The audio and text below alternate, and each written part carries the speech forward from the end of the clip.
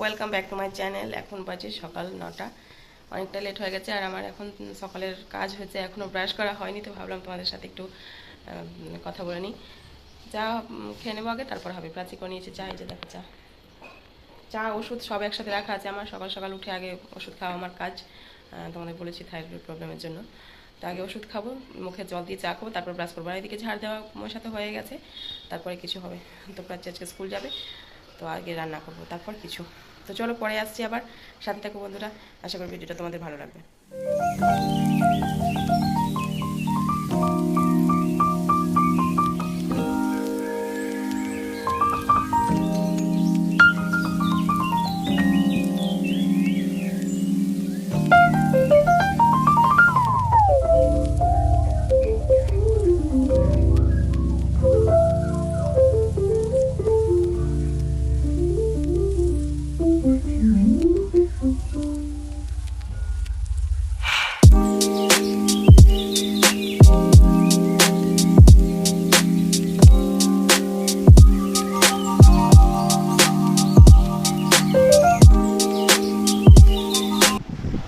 স্নান করা কমপ্লিট হয়ে গেছে, স্নান পুজো রান্না সব কমপ্লিট হয়ে গেছে। তো পুজো টুজো আর কিছু তোমাদের সাথে শেয়ার করতে পারছি না, ক্যামেরা করতে পারিনি, প্রাচী স্কুল গেছে যার জন্য। আর রান্না সেরকম হয়নি বেশি কিছু।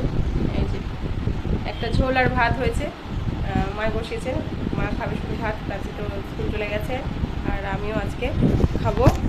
এই যে আম কেটে ভিজিয়ে রেখেছি, আম আর ছাতু। আমগুলো ছিল নষ্ট হয়ে যাবে, যার জন্য আমি আমার ছাতু খাবো আজকে, ভাত খাবো না। আর যেটুকু ভাত থাকবে প্রাচী স্কুল থেকে এসে খেয়ে নেবে।